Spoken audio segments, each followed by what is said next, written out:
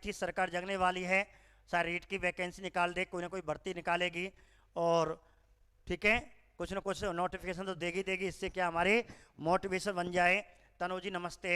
ठीक है, बात करें नथन सिंह जी, विष्णु सैनी जी, विनीता गुप्ता जी नमस्ते, सभी को प्यार भरा नमस्कार।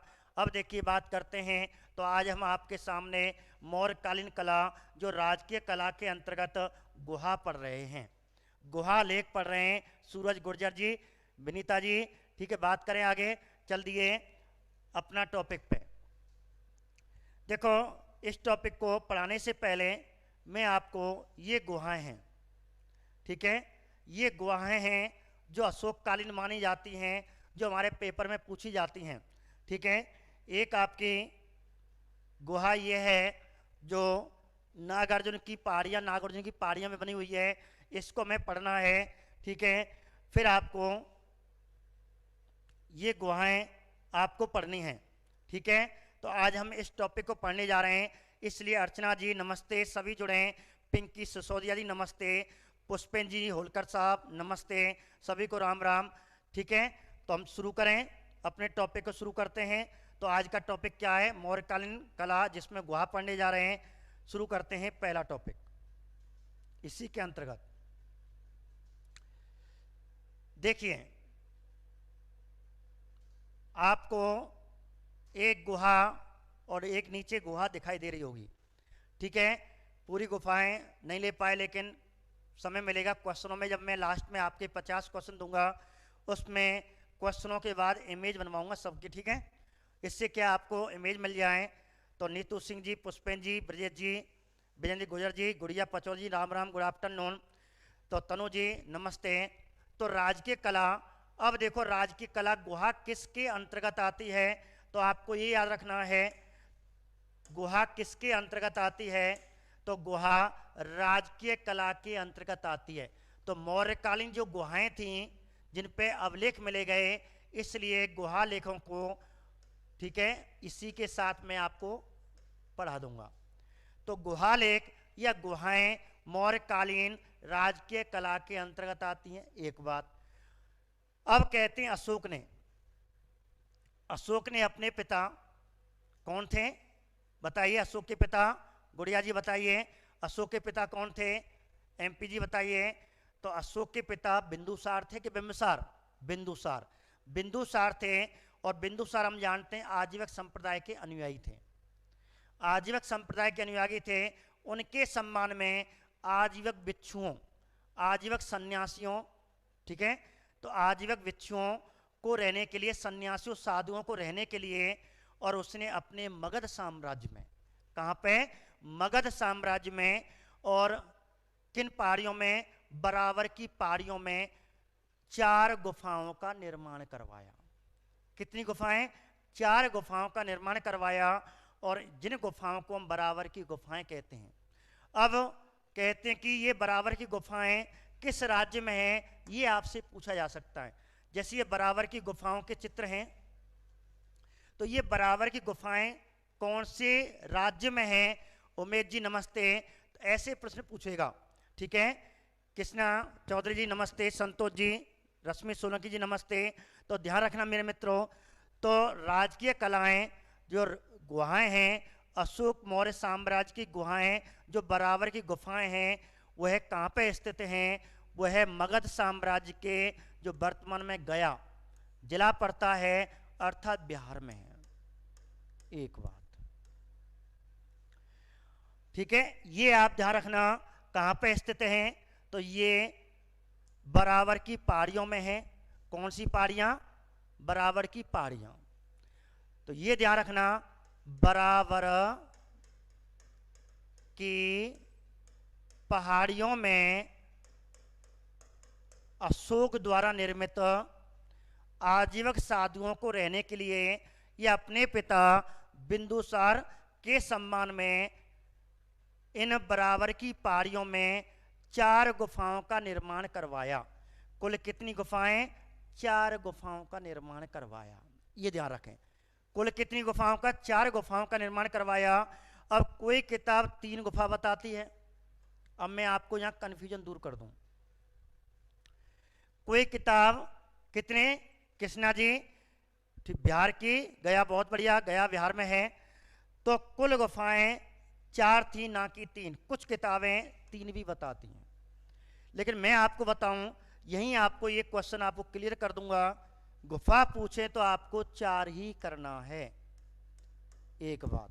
लेकिन यदि संख्या पूछ सकता है, क्योंकि अनेक किताबों में 3 भी दे रखी है, किसी में 4 दे रखी हैं। यदि गुहालेख पूछे तो आपको 3 करने हैं, इतना अंतर है। अशोक के गुहालेख कुल 3 हैं, अर्थात गुफाओं में 3 अवलेख मिले हुए हैं अशोक के, जिनकी संख्या 3 है। लेकिन जब गुफाओं की संख्या पूछे तो आपको 4 करनी है। अब अंतर क्या है? तो मैं आपको इसमें, तो मैं चित्र नहीं बना पाया जल्दी जल्दी में, लेकिन मैं आपको थोड़ा सा बता देता हूं, एक्सप्लेन कर देता हूं। जैसे ठीक है,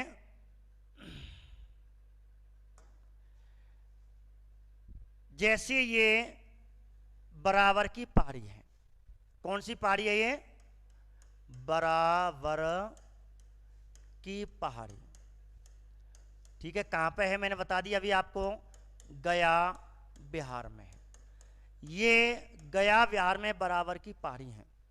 अब अशोक मौर्य ने क्या किया, इसको कटवाया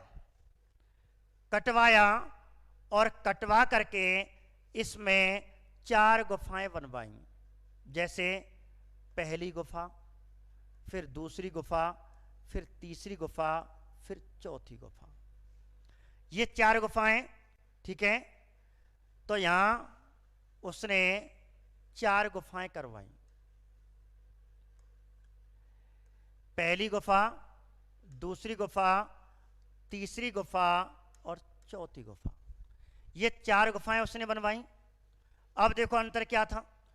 अब गुफाओं की संख्या तो 4 हो गई, लेकिन आपको जो तीसरी चौथी है, अभी नाम बताऊंगा, अभी तो बस ध्यान रख लें इसमें, जो आपको तीसरी और चौथी है, इनका जो दरवाजा है शुरू में वो एक ही है, फिर बाद में, ठीक है, छतन की ऊपर से एक ही है। लेकिन कहते हैं यहां पर अंदर शुरू में जाते हैं तो एक ही बरामदा मिलता है, लेकिन प्रवेश करने का मार्ग अलग अलग है। इसलिए बहुत से किताब वाले इसे एक ही गुफा कह देते हैं।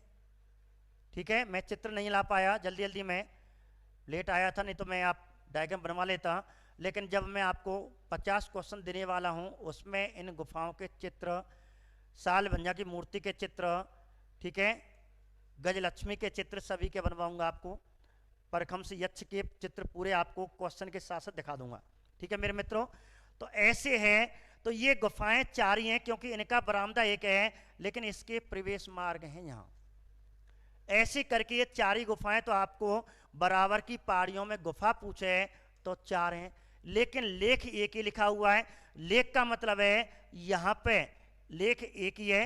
जैसे प्रत्येक में लेख, इसमें भी अलग लेख है, इसमें भी लिखा हुआ है।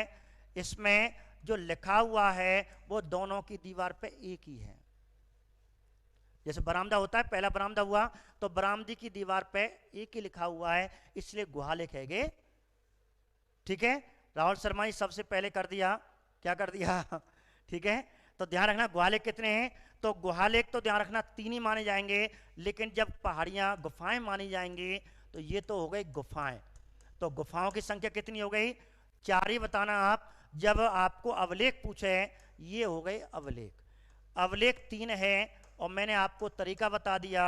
अब ये 4 गुफाएं कौन कौन सी हैं? पहले तो मैंने गुफा 1, 2, 3 और 4। अब ये गुफाएं कौन कौन सी है? जो पहली गुफा है वह सुदामा की है,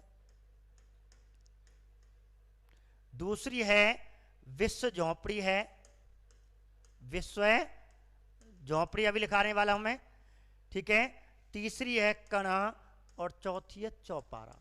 अब देखो कहने का मतलब है कण और चौपारा का बरामदा एक ही है, प्रवेश अंदर अलग अलग हैं, इसलिए इसे बहुत सी कण चौपारा भी कह देते हैं। इसलिए इनकी गिनती सुदामा नंबर 2, विश्व झोपड़ी नंबर 3, कण चौपारा।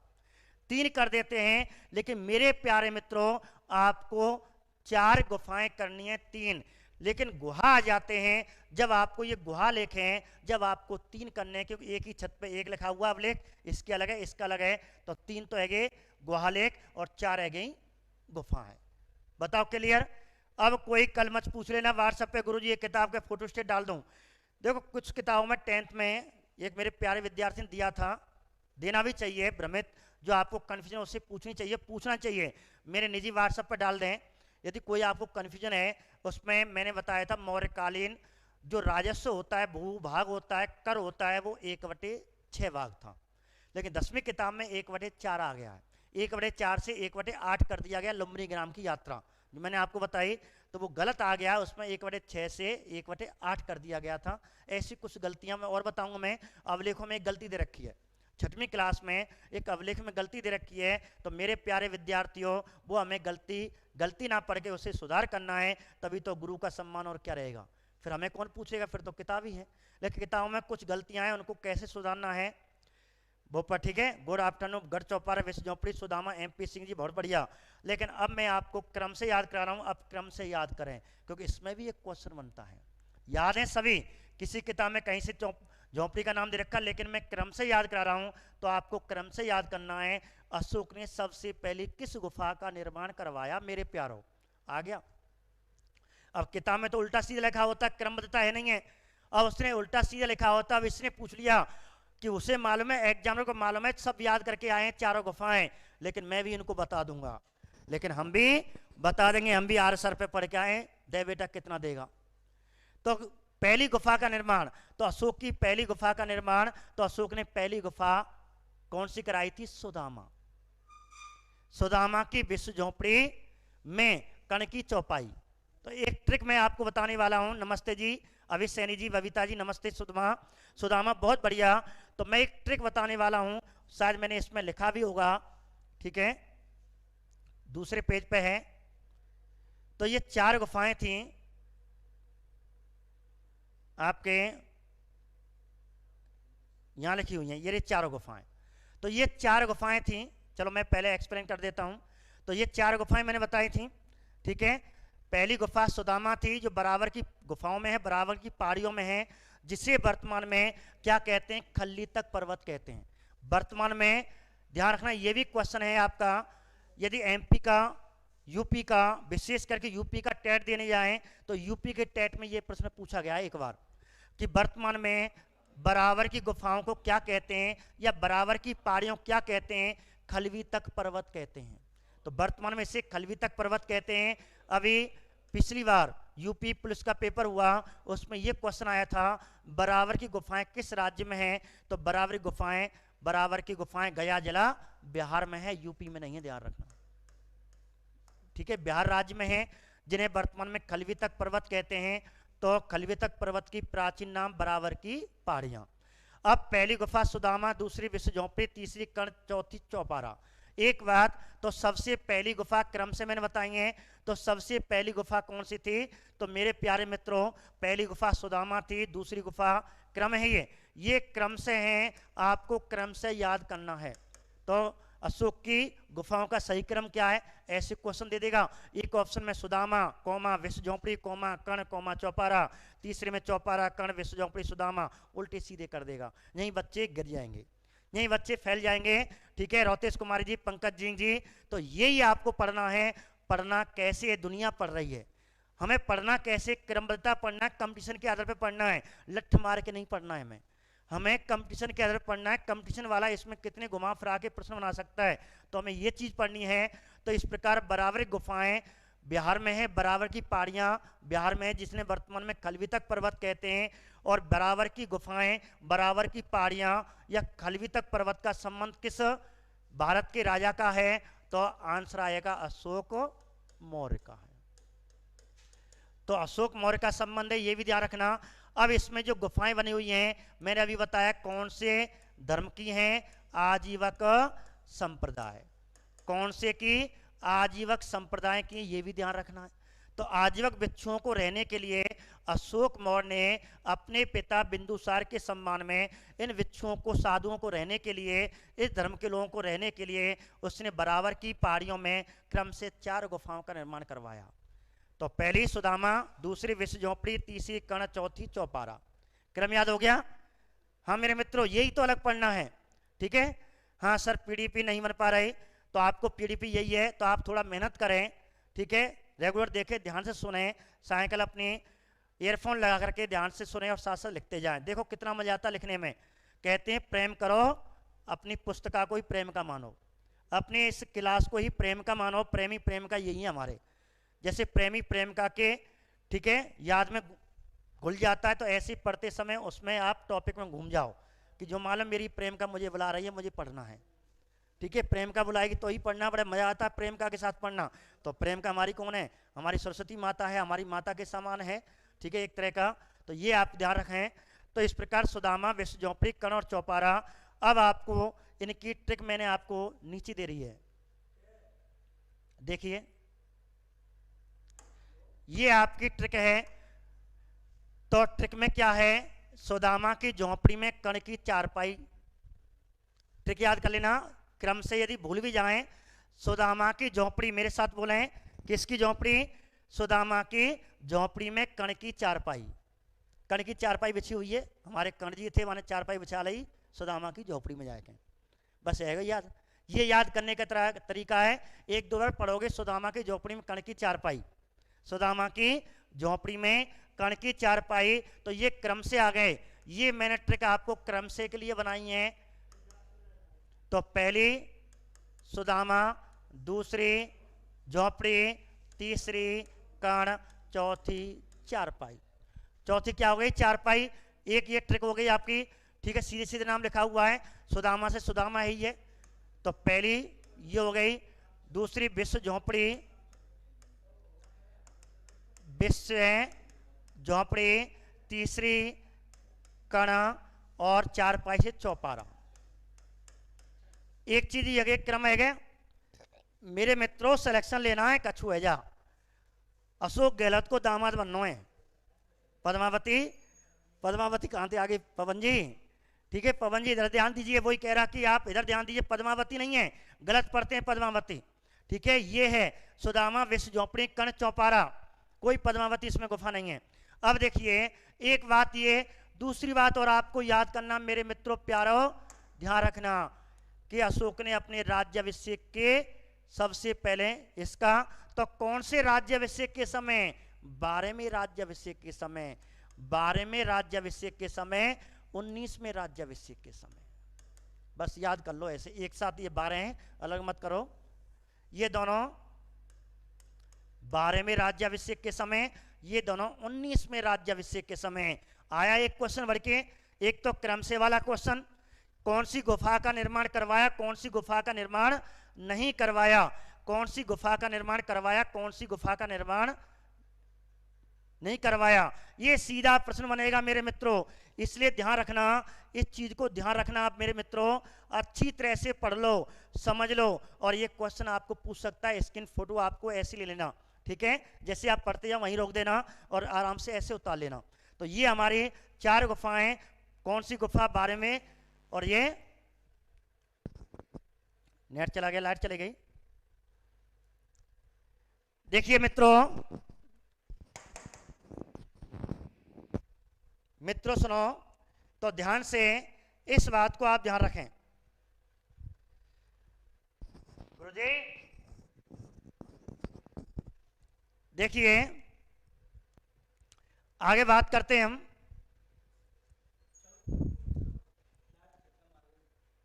ठीक है, लाइट चलेगी, कोई बात नहीं, आप रुकें, बस आ रहा है, मैं अभी आपको चालू करता हूं क्लासें।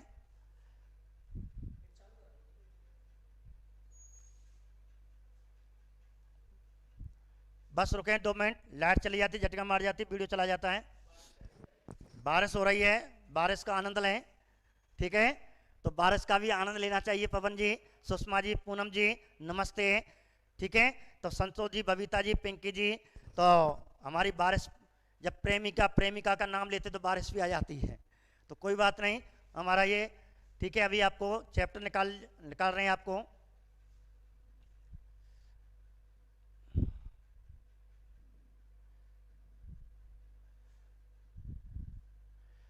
जो हमारा चैप्टर चल रहा था, गुफाएं चल रही थी, ठीक है।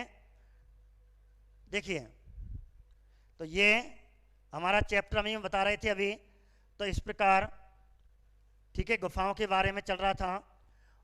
तो गुफाएं मैंने आपको 4 इनके बारे में चल रहा था।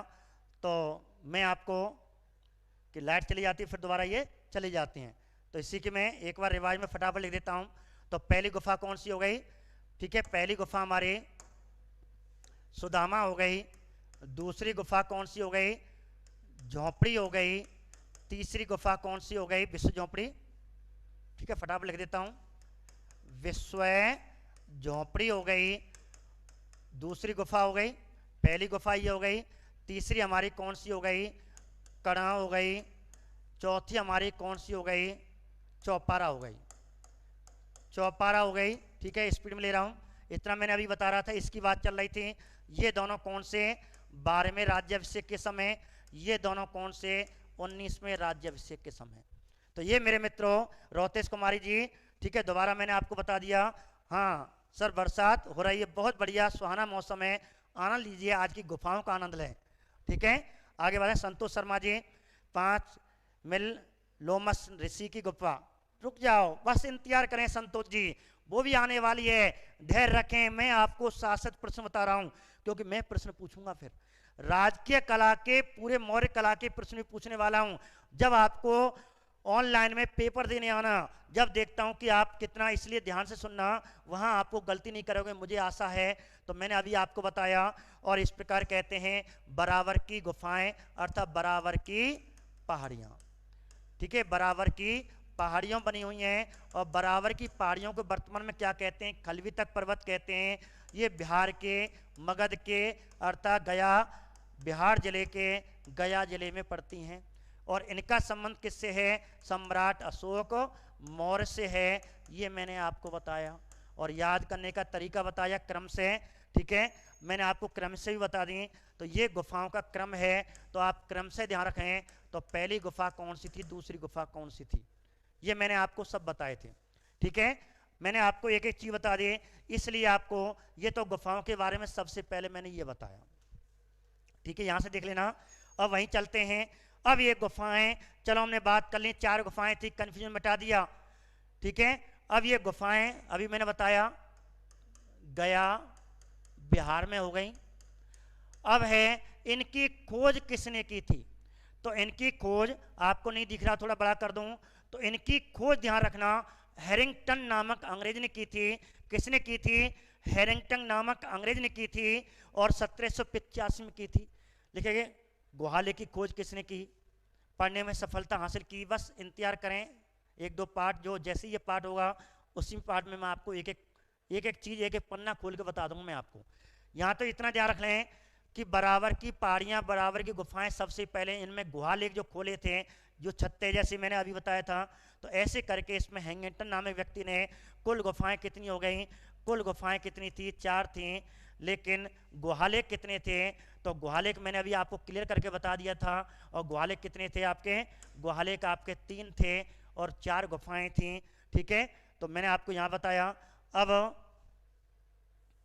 आगे भाषा, अब आ जाए इनकी भाषा कैसी थी। अब इनमें जो अभिलेख मिले थे उनकी भाषाएं कैसी थी, तो ध्यान रखना, अशोक के गुहा लेखों की भाषाएं कौन सी मिली, कौन सी भाषा में थी? तो अशोक के गुहा लेखों की भाषाएं प्राकृत थी। क्या थी मेरे मित्रों? तो ध्यान रखना, प्राकृत थी। एक बात ध्यान लेना। दूसरी बात, लिपि कौन सी थी? ब्राह्मी लिपि थी। अब मैं आपको बताऊं, लेकिन बताऊंगा तो था ही, आपको बताया जाएगा अभिलेखों में, लेकिन उससे पहले आप यहाँ नोट कर सकते हो। वहाँ मैं आपको विस्तार बता दूंगा, यहाँ मैं केवल ये बता रहा हूँ, जब प्राकृत भाषा की बात पूछी गई, जब लिपि की बात पूछी गई, तो अशोक के समय जो अशोक के अभिलेख हैं, सम्राट अशोक मौर्य के जो अभिलेख हैं, वह कितनी भाषाओं में है, कितनी लिपि में है? भाषा का मतलब है मुंह से हम जो बोलते हैं, और लिपि का मतलब लिखने का तरीका। लिपि का मतलब लिखने का तरीका। तो मेरे प्यारे मित्रों, इनके बारे में थोड़ा आपको यहां बता रहा हूं, ठीक है, ध्यान से देखना। तो इनकी संख्या, ठीक है, अब देखिए ध्यान से, इनकी संख्या कितनी है, कौन कौन से हैं, देखिए। तो अशोक के अवलेखों की कुल भाषाएं कितनी हैं, 3 हैं। यही अंतर ध्यान रखना है मेरे मित्रों। और अवलेखों की लिपि कितनी है, 4 है। उसी तरह गुहालेख कितने हैं, गुहालेख तो 3 हैं, लेकिन गुफाएं कितनी हैं, उसमें 4 हैं। ऐसी भाषाएं कितनी हैं, 3 हैं, और कुल लिपि 4 थी, जिनमें अब 3 भाषाएं कौन कौन सी थी, अब ये आपको ध्यान रखना है, 1, 2 और 3। ऐसे ही इसमें 4 लिपियां कौन सी थी, यहां मैं केवल नाम बता रहा हूं, व्याख्या आपको अवलेखों में ही बताऊंगा। केवल इतना याद रख लेना, भाषाएं 4 थी, वो 3 थी। नंबर 1 प्राकृत, नंबर 2 यूनानी, जिसे हम ग्रीक भी बोलते हैं, नंबर 3 अरमाइक। अरमाइक। मेरे मित्रों, ऐसे प्रश्न आते हैं, और एक प्रश्न ये पूछा था, क्या क्वेश्चन आया था, बिल्कुल नॉर्मल प्रश्न, अरमाइक क्या है, अरमाइक क्या है। 3 भाषाएं, 3 लिपि, कृष्णा चौधरी जी बहुत बढ़िया, ऐसे क्वेश्चन आया था, अरमाइक क्या है, एसएसटी सेकंड ग्रेड में। अरमाइक क्या है, भाषा, लिपि, मुद्रा, सिक्का, सैनिक का नाम, ऐसे शब्द दिए थे। तो ध्यान रखना मेरे मित्रों, जब कहा जाए अरमाइक, आपको यहां भी बता दूं, आजकल कंपटीशन है इसका नाम, आजकल कंपटीशन है। तो मेरे मित्रों ध्यान रखना एक बात, ऐसे क्वेश्चन आते हैं, जैसे मैं आपको नोट में बता रहा हूं, यदि पूछे अरमाइक क्या है, यदि पूछे अरमाइन क्या है, देखो कहां पे अंतर है, का और ना को अंतर, बाकी पूरी लाइन एक जैसी है। ये पेपर में पूछा है, किसी ना किसी सोच समझ के पूछा है। निशा जी, नीतू जी, तनु जी, रश्मि जी, कृष्णा, नीतू जी, उमेश जी, ध्यान रखना, किसी ना किसी बात को लेकर के पूछा है, अरमाइक क्या है, अरमाइन क्या है, और पेपर में अरमाइक पूछा हुआ है। ये आपको एसएसटी सेकंड ग्रेड में पूछ लिया गया है। तो अरमाइक क्या है, अरमाइक एक भाषा है, और यदि अरमाइन ना आ जाए, अरमाइन क्या है, तो एक जाति का नाम है, ये जाति है। ऑप्शन में जाति भी दे रखा था, इसका मतलब है पेपर में एग्जामिनर मानता है कि बच्चे गलती भी कर सकते हैं, ध्यान नहीं देंगे। तो ध्यान रखना, अरमाइन एक जाति है जो सिंधु सभ्यता की जाति मानी जाती है। सिंधु सभ्यता के लोग 4 जातियों बटे हुए थे, 4 जातियां बांटी हैं, उनमें एक जातियां, तो ये सिंधु सभ्यता की जातियों में से एक। आपको नहीं पढ़नी इतनी, मैंने इसलिए सिंधु सभ्यता में नहीं पढ़ा था, ठीक है, सेकंड फर्स्ट के लेक्चर में पढ़ाई जाती हैं। तो सिंधु सभ्यता की कुल 4 जातियों में से एक जाति अरमाइन जाति थी। अरमाइक एक भाषा है, इतना ध्यान रख लें। अब मैं बात कर रहा था, अपने टॉपिक पे आ जाओ। तो ये तो हो गई आपके अशोक मौर्य की कुल 3 भाषाएं थी, जिनमें सर्वाधिक प्रसिद्ध भाषा, राजकीय भाषा, प्राकृत भाषा, राजकीय भाषा प्राकृत भाषा थी। अब मैं आपको मौखिक रूप से 2 क्वेश्चन पूछ रहा हूं, 2 क्वेश्चन, रोहतेज जी नमस्ते, 2 क्वेश्चन मैं आपसे पूछ रहा हूं। भारत की सबसे प्राचीन भाषा बताओ, भारत की सबसे प्राचीन भाषा कौन सी है, भारत की सबसे प्राचीन भाषा और भारत की सबसे प्राचीन राजकीय भाषा। मैं 2 तरह के प्रश्न पूछ रहा हूं आपको, ध्यान से देना, मैं क्या पूछ रहा हूं, इसके आंसर दें। भारत की सबसे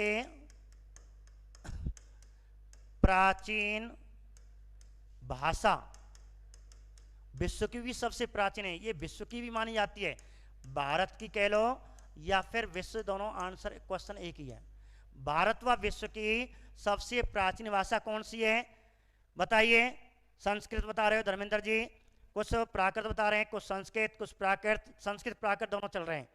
बबीता जी ने संस्कृत बताया, निशा जी ने संस्कृत बताया, रोतेश जी ने संस्कृत बताया, सुरेश जी ने संस्कृत बताया, नीतू जी ने पता नहीं, कोई बात नहीं, पिंकी जी ने संस्कृत बताया।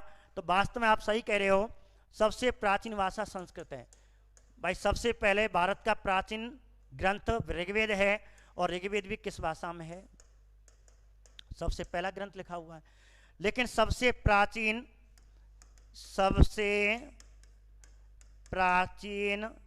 राजभाषा, अब राजभाषा का मतलब क्या है? ये तो बोली जाने वाली कोई बोल सकता है, लेकिन राजभाषा का मतलब है राजा के द्वारा मान्यता प्राप्त, कि ये हमारी राजकीय है। व्यक्ति तो अशोक के समय कहते हैं अपनी मातृभाषा में बोलते थे, लेकिन राजकीय भाषा अशोक मौर्य ने किसको बनाई थी? प्राकृत को बनाई थी। और ये हमारे प्राचीन काल से राजभाषा थी, जो सरकारी आदेश पर राजभाषा संस्कृत नहीं थी, राजभाषा ध्यान रखना प्राकृत थी, लेकिन भाषा संस्कृत थी। तो ये भी मैंने आपको कन्फ्यूजन यहाँ मिटा दिए। ठीक है मेरे मित्रों, चलो अपने पे। तो मैंने अभी भाषाओं के बारे में बताया, दूसरी लिपि के बारे में बात चल रही थी। अब अशोक की कुल कितनी लिपियां हैं? 4 लिपियां हैं। कौन से? तीनों तो ये रही, तीनों सेम उतार दो। एक तो है प्राकृत, एक है यूनानी, सेम यही गिरी जी ने कहते हैं, एक है अरमाइक, और एक लिख लो खरोष्ठी। ठीक है, इनकी व्याख्या मैं आपको अवलेखों में करा दूंगा, बस याद रखें, क्योंकि ये पेपर में शायद ये भी पूछ लिया गया है। आपको एक पेपर में आया था, अशोक की भाषाएं थीं, अशोक की भाषाएं थीं, नंबर 1 प्राकृत, नंबर 2 यूनानी प्राकृत, नंबर 3 यूनानी खरोष्ठी, और नंबर 3 प्राकृत यूनानी खरोष्ठी अरमाइक, और एक में 4 दे रखी थी। तो प्राकृत कर आए बच्चे, मुख्यते थी, मुख्य है ये। तो बाने भाषाएं पूछिए, अशोक मौर्य की भाषाएं थी, अभिलेखों की भाषाएं थी, तो तीनों करना था आंसर। एक ऑप्शन में मैं आपको ऑप्शन बताऊं, चारों दोबारा मुझे याद है, एक में प्राकृत था, एक में नंबर 2 था प्राकृत और खरोष्ठी, नंबर 3 में था प्राकृत यूनानी अरमाइक, नंबर 4 में था प्राकृत अरमाइन यूनानी और खरोष्ठी। ये क्वेश्चन आए थे। देखो वहीं घूम रहा है, आपको भी घुमा रहा है, वहीं एग्जामिनर घूम रहा है, आपको भी घुमा रहा है, लेकिन आपको घूमना नहीं है। क्यों? आंसर पढ़ा रहे हैं यूं। ठीक है मेरे मित्रों, ध्यान रखना, मैं आपको पहले क्लियर आपको ट्रेंड करके जा रहा हूं। ठीक है, बहुत बढ़िया। उमेश जी कह रहे हैं जी सर आया था। तो ध्यान रखना मेरे मित्रों, ऐसे प्रश्न बनते हैं, तो ध्यान रखना। अरमाइन, ये छोटे छोटे प्रश्न आपको यहीं से पूछे गए हैं, 4-5 प्रश्न पूछे गए हैं मित्रों, इसलिए ध्यान रखना। तो ये अशोक के गुहालेखों की भाषाएं कौन सी थी? प्राकृत थी, और लिपि कौन सी थी? ब्राह्मी थी। ठीक है, तो इस प्रकार आपको यहाँ पे ब्राह्मी लिपि, वो प्राकृत वाली अच्छा भाषा हो गई है ना, ब्राह्मी यूनानी अरमाइक और खरोष्ठी, ये आपके ब्राह्मी को, ये प्राकृत वाली यहाँ पे है। मैं आपको बता दूं, यहाँ क्लियर कर दूं, यहाँ मैंने जो प्राकृत लिखा है ना सेम, ठीक है, ब्राह्मी वही इसी का रूप है। यहाँ ब्राह्मी यूनानी अरमाइक खरोष्ठी, तो ब्राह्मी लिपि जो प्राकृत भाषा का ही रूप है। ब्राह्मी यूनानी भाषा में तो ये लिखते हैं, ब्राह्मी लिपि में कहते हैं। ठीक है, यूनानी अरमाइक और खरोष्ठी, ये ध्यान रखना। तो ये हो गया आपका ये टॉपिक। अब आगे चलते हैं, मौर्यकालीन गुफाओं की विशेषताएं दे रखी हैं सीधी सीधी, आपको ऐसे ही इसका स्कैन फोटो ले लेना। तो मौर्यकालीन गुफाओं की क्या विशेषता थी? मौर्यकालीन गुफाएं की जो छत हुआ करती थी, जैसे मैं आपको बताऊं, अभी पहले आप पढ़ लें एक बार, चमकीली पॉलिश युक्त, ऊपर से चमकीली हुआ करती थी। दूसरा, इनके द्वार इनके लकड़ी के बने होते थे, उन द्वारों पे हाथियों का चित्र था। स्तूप, पूजा कर रहे हैं, एक पेड़ लगा हुआ है और हाथी अपनी सूंड लेकर के और ऊपर करके बैठे हुए हैं, जैसे मानो पूजा कर रहे हैं। ठीक है, उनके द्वारों पे था। और लोमस ऋषि की गुफा पे इसका चित्र आज भी है। ठीक है, सबसे सुंदर गुफा मानी जाती है। कोठरी का मतलब अंदर वाला भाग। अब हमारा तो आयताकार होता है, इनका अंडाकार, जो मैंने अभी अंडाकार बनाए थे, अंडाकार कोठी थी इनकी। दूसरी है मेहराब थे, जालियों का प्रयोग मेहराबों में, जैसे हमने न्यू बनाई थी, तो यहाँ जालियां लगी होती थी, जाली जरूर पाती थी, पीछे की ओर जाली, लास्ट में पीछे। ठीक है, जालियां हुआ करती थी। तो ये ध्यान रखना। जैसे मैं आपको अभी बताऊं, इनके शुरू वाले ये वाला, तो यहां ये वाले मेहराब में यहां चित्र हुआ करते थे। ठीक है, यहाँ अब दूर से आपको दिखाई नहीं दे रहा, तो ये चीज़ें, ये आपकी पॉलिसीयुक्त वाली छत बनी हुई है, यहाँ पॉलिसीयुक्त छत है, यहाँ पे मेहराब बने हुए हैं। तो ऐसे करके ये बने होते थे, लकड़ी के हैं, अंदर से ये लकड़ी वाला है, ये वाला फ्रेम, ठीक है। ये आपकी पॉलिसीयुक्त हैं। तो ऐसे करके इनकी गुफाएं ये दे रखी हैं। तो ये आपका आगे टॉपिक बात करते हैं, ठीक है। देखिए अब है, ये 4 गुफाएं किसने बनवाई थी? अशोक मौर्य ने बनवाई थी, लेकिन इसका एक पोता था। अब मौर्यकालीन कुछ और गुफाओं का उल्लेख मिलता है। इस बराबर की गुफाओं में 4 गुफाएं मिली जो कहते हैं सम्राट अशोक मौर्य ने बनवाई थी, लेकिन इसका एक पोता था। इस बराबर की पहाड़ियों में, जो बराबर की पहाड़ियां मैंने अभी बताई थी, ठीक है, 1 गुफा, 2, 3, 4, ठीक है। इन दोनों की एक छत मानी जाती थी और यहां से ये दोनों अलग खुली हुई थी, दरवाजे इनके अलग थे, ठीक है। तो इस प्रकार तीसरी और चौथी एक ही मानी जाती है। ये पहली हो गई, ये दूसरी हो गई, ठीक है। ये सुदामा हो गई, विश्व झोंपड़ी हो गई, कण हो गई, चौपारा हो गई, ठीक है। अवलेख इसके पहला अवलेख हो गया, दूसरा अवलेख हो गया, तीसरा अवलेख हो गया, ठीक है। अब कहते हैं इसका एक पोता था और पोता का नाम था दशरथ मौर्य। 5वीं पीढ़ी, मौर्य काल की 5वीं पीढ़ी, ठीक है, जिसे कुणाल का बेटा माना जाता है। कुछ अवलेख इसे, कुछ ग्रंथ, अवलेख नहीं, कुछ अवलेख इसे तीवर का बेटा मानते हैं। तो सीधी बात, अशोक का पोता था। अशोक का ये पोता था दशरथ मौर्य। इसने भी आजीवक संप्रदाय अपनाया था। जब ये राजा बना था, कोई कहते हैं कुणाल के 2 बेटा थे, ये भी कहानी आती है। कुणाल के 2 बेटा थे, संप्रति और दशरथ मौर्य। तो संप्रति को उत्तर भाग दे दिया, मगध का उत्तरी भाग दे दिया, और दशरथ मौर्य को दक्षिणी भाग दे दिया। कुछ कहते हैं, ग्रंथ हैं, लेकिन हम इसे पूर्णतः प्रमाणित नहीं है। आप इसकी विदंती मत जाएं, आप तो केवल अपने क्वेश्चन याद रखें कि दशरथ मौर्य अशोक मौर्य का पोता था। वह भी आजीवक संप्रदाय के अनुयायी था और इसने अपने दादा अशोक मौर्य से प्रभावित होकर के और देवनाम प्रियदर्शी की उपाधि दान की थी।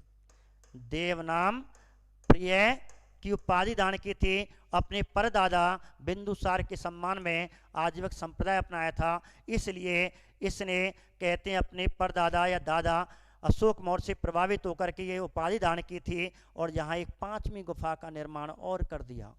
अर्थात इसी पहाड़ी में एक 5वीं गुफा का निर्माण कर दिया जो अपनी सुंदरता के लिए प्रसिद्ध है। इसी को कहते हैं लोमस ऋषि की गुफा। तो बराबर की पहाड़ियों में सबसे सुंदर गुफा पूछे कि बराबर की पहाड़ियों में सबसे सुंदर गुफा कौन सी है? बराबर की पहाड़ियों में सबसे सुंदर गुफा जो अपने प्रवेश द्वार के लिए प्रसिद्ध है, जो मैंने अभी आपको दूसरे नंबर के नीचे बताई थी, द्वार लगा हुआ ऊपर ऊपरी वाली, तो वो है लोमस ऋषि गुफा है। ध्यान रखना, सबसे सुंदर गुफा मानी जाती है लोमस ऋषि गुफा, ठीक है। उसी पे हाथियों के चिन्ह बने हुए हैं, तो ध्यान रखना। इस प्रकार कहते हैं 5वीं लोमस ऋषि गुफा थी। तो बराबर की पहाड़ियों में कुल कितनी गुफाएं थी?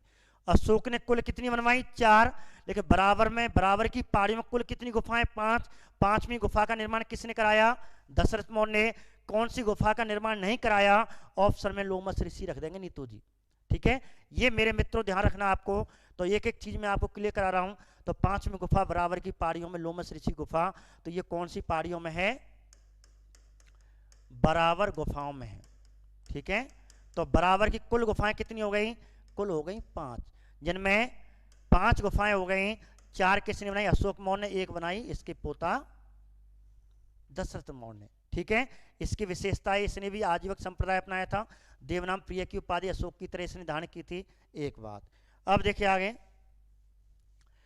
अब इसने बनवाई थी साहब बराबर की पहाड़ियों में, लेकिन कहा जाता है इसने और 3 अन्य गुफाओं का निर्माण करवाया। अशोक के इस पोता ने, दशरथ मौर्य ने, अन्य 3 गुफाओं का निर्माण करवाया।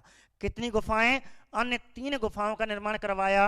अब वो 3 गुफाएं आपको लिखी हुई हैं, गोपी, बापिया, वदथी, और नीचे लिखी हुई है ट्रिक। नीचे आपको ट्रिक दिखाई दे रही होगी, देखें, दिखाई दे रही है। गोपी वापस आओ और वादा करो। कोई प्रेमी अपनी गोपी से कह रहा है गोपी वापस आओ और वादा करो, बुलावे ना बुलावे। तो ऐसे करके गोपी वापस आओ और वादा करो। बस ये ट्रिक याद कर लें। पहली ट्रिक क्या थी? अशोक मौर्य के जो आपकी गुफाएं थी उनकी ट्रिक क्या बताई थी? सुदामा की झोपड़ी में कण की चौपाई, चारपाई, खटिया बिछ रही है, तो सुदामा की झोपड़ी में कण की चारपाई पहली ट्रिक जो अशोक मौर्य की थी। और कहते हैं दशरथ मौर्य की अन्य नागार्जुन की पहाड़ियों बराबर की पहाड़ियों के सामने हैं, कुछ मीटर दूरी पे हैं। नागार्जुन की पहाड़ियां भी कहाँ पे ध्यान रखना, तो नागार्जुन की पहाड़ियां भी गया जिले में है, ये भी गया जिले बिहार में है। इनका संबंध किससे है? दशरथ मौर्य से है। और ये भी किस धर्म से संप्रदाय है? आजीवक संप्रदाय। ये जी आजीवक संप्रदाय से संबंधित हैं। और जिनका निर्माण किसने कराया? दशरथ मौर्य ने कराया। कौन सी गुफाएं? गोपी, बापिया, वदिति। ये कौन सी गुफा बराबर की गुफाएं नहीं मानी जाती? लोमस ऋषि गुफा बराबर की में नहीं है, वो बराबर की में नागार्जुन की पहाड़ियों में नहीं है। ठीक है पवन जी, ये ध्यान रखना। इस प्रकार कहते हैं अन्य 3 गुफाएं जो नागार्जुन की पहाड़ियों में है, बराबर की पहाड़ियों के सामने है, कुछ मीटर दूरी पर जा करके। खुदवाया मगध में ही अर्थात गया में ही गोपी, बापिया, वदिति। अब याद रखना है एक और बात, दशरथ मौर्य ने अपने राज्याभिषेक के अवसर पर, जब राज्याभिषेक हो रहा था उसके अवसर पर कौन सी गुफा का निर्माण करवाया? तो आप ध्यान रखना, गोपी गुफा का। तो गोपी गुफा का निर्माण इसने अपने राज्याभिषेक के अवसर करवाया। उस समय इसने कौन सी उपाधि धारण की थी? दशरथ मौर्य ने देवनाम प्रिय की उपाधि धारण की, देवनाम प्रिय की उपाधि धारण की, आजीवक संप्रदाय अपनाया। और इन्हीं बिच्छुओं, इन्हीं साधुओं को रहने के लिए नागार्जुन की पहाड़ी में अन्य 3 गुफाओं का निर्माण करवाया। ठीक है, कौन कौन सी? गोपी, बापिया, वदिति। अब ये ट्रिक कैसे याद करनी है? अब देखिए ट्रिक आपको, गोपी वापस आओ और वादा करो, गोपी वापस आओ और वादा करो, ये भी क्रम है। गोपी वापस आओ और वादा करो। और गोपी का मतलब जो आपको पहले में दे रखा है, देखिए, ठीक है, ये आपके, तो ये तो हो गए सीधी सीधी आपकी गोपी दे रखी है, गोपी या गोपिया, गोपी कह लो या गोपिया कह लो। वापस, वापस से आ गई बापिया, वापस से आ गई बापिया। और बाधा से आ गई बदथी, बाधा से आ गई बदिथी। ट्रिक क्या है? गोपी वापस आओ और वादा कीजिए, वादा करो। तो इस प्रकार याद आ गई, तो वादा तुम भी करो कि पेपर में याद कर लोगे, और याद आएंगे तो पेपर में आएंगे तो वादा करो, सही क्वेश्चन जाएगा, गलत नहीं जाएगा। ठीक है मेरे प्यारे मित्रों, अंजू जी आपको, ठीक है, दशरथ के क्या अभिषेक पर गोपिया, हाँ दशरथ कैसे भी याद कर लें, तो आपको तो बस ऐसी ट्रिक याद करो, तुरंत ही ट्रिक याद आ जाए। गोपी वादा करो, वापस, गोपी वापस आओ, पहले गोपी वापस आओ जब तो वादा करेगी, गोपी वापस आओ वादा करो। शॉर्ट में ट्रिक याद करो, शॉर्ट में अपना काम चल जाना चाहिए। या सीधे याद कर ले, गोपी, दशरथ की गोपी वापस आओ वादा करो, तो दशरथ की गोपी तो कई वादा करें भाई, तुम अपनी गोपी तो वादा करो, गोपी वापस आओ और वादा करो। तो ऐसे आपको ट्रिक याद कर लेना। और ये आपके कहते हैं अन्य नागार्जुन की पहाड़ियों में 3 गुफाएं हो गई, इसका भी आप स्क्रीन फोटो ले सकते हैं। ठीक है, देखिए अब इसके बाद, अब इसमें और क्या बचा, देखो ये आपको मैंने, ये कौन सी गुफा है? ये नागार्जुन की गुफा है मेरे मित्रों, ये नागार्जुन की गुफा है। ठीक है, ध्यान रखना, बस इतना मैंने बता दिया। नागार्जुन की गुफा ऐसी बनी हुई है, और इसमें ऐसे करके 3 गुफाएं आगे पीछे ऐसे करके बनी हुई, ऊपर सीढ़ियां हैं, आगे एक और गुफा है। तो ये आपके शुरू में हमने जो बताया था, आपको एक बार रिवाइज कराएं, छोटा टॉपिक था और लेकिन काम का टॉपिक है। ध्यान मेरे मित्रों, बहुत बड़ा काम का टॉपिक माना जाता है।